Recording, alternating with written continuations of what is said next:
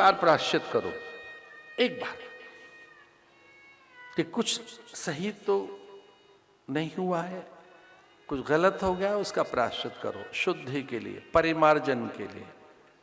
ये सामने कुछ थोड़े से ज्यादा पढ़े लिखे लोग बैठे हैं, तो इनके लिए एक बात कहनी है, करेक्शन कीजिए रोज, करेक्शन, करेक्ट कीजिए खुद को।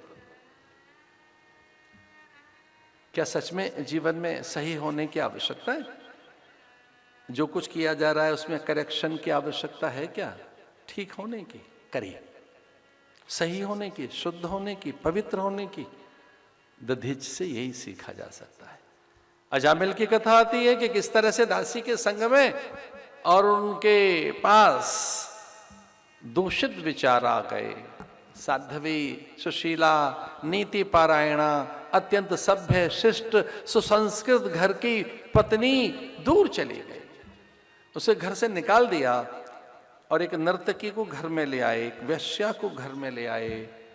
यजन भजन पूजन पाठ सब बिसर गया, रूप की आसक्ति में, और एक साध्वी चरित्र की पत्नी से दूर चले गए।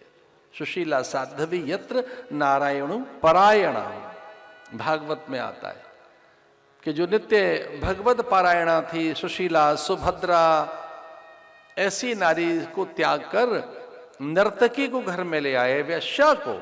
और उसकी शर्त यह थी कि घर में यजन भजन पूजन नहीं होगा।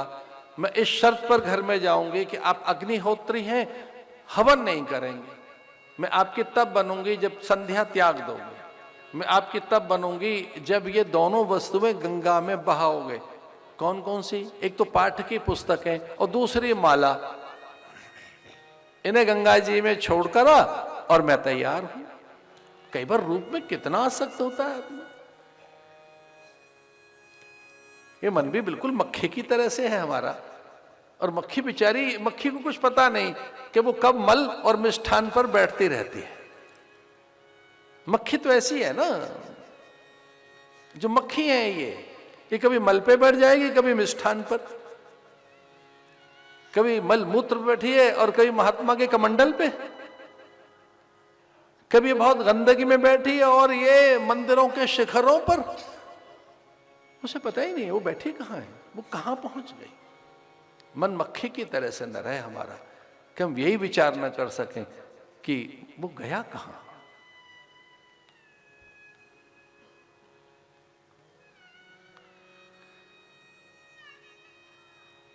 पूजा की सारी पुस्तकें, माला झोली, दंडकमंडलू, आसन गंगा जी में बहा दिया। वैश्या के पास गया कि जो आपने कहा था सब कर दिया। बोले नहीं नहीं, अभी एक चीज और रहती है। वो क्या? यज्ञ कुंड को ध्वस्त करके, यज्ञ कुंड की ईंट से ईंट बजा दी उसने। अब यज्ञ कुंड घर में नहीं है। बोले अगर एक चीज और अगर हो तो वो भी नहीं रहनी चाहिए, क्योंकि उससे भी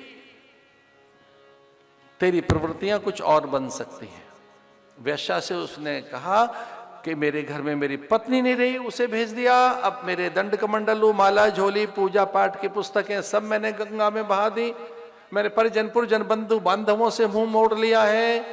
ये सारा द्रव्य जो मेरे पास बहुत धन है, ये भी तेरा हो गया। अब तो मेरी बन, अब क्या है?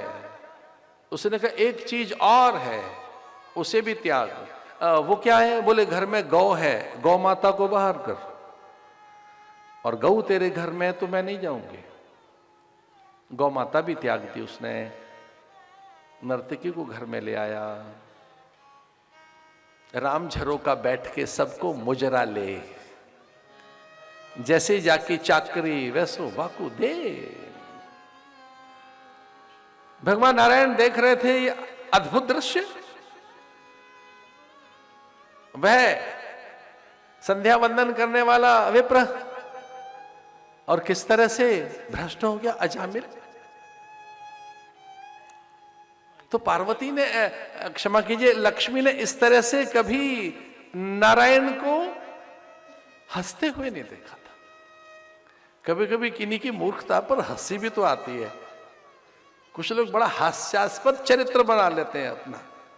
ज्ञानी गुणी मुनिजन संत महापुरुष कभी कभी हमारी दयनीय अवस्था को देखकर हंसते हैं कि देखो क्या मूर्ख है।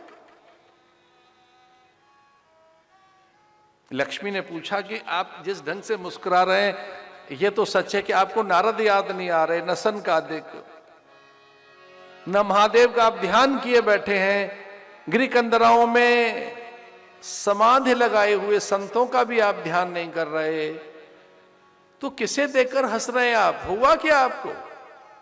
इस तरह से खिलखिलाकर आनंदित होना किसे देखकर आपको क्या हो गया है? तो भगवान ने कहा देखो वो अजामिल कितना मूर्ख है, उसके चरित्र को देखकर कैसा हास्यास्पद चरित्र कर लिया। अब लक्ष्मी जी बड़ी चतुर हैं। अब लक्ष्मी जी को लगता है जैसे भी हैं जीव उन्हीं के हैं, और ये सच है हम सारे जो धरती पर जीव हैं भगवान की संतानें हैं। उस दृष्टि से लक्ष्मी हमारी मां ही तो है। जानते हो लक्ष्मी क्या है? माता। जय लक्ष्मी रमणा। लक्ष्मी माता है ना हमारी मां लक्ष्मी है।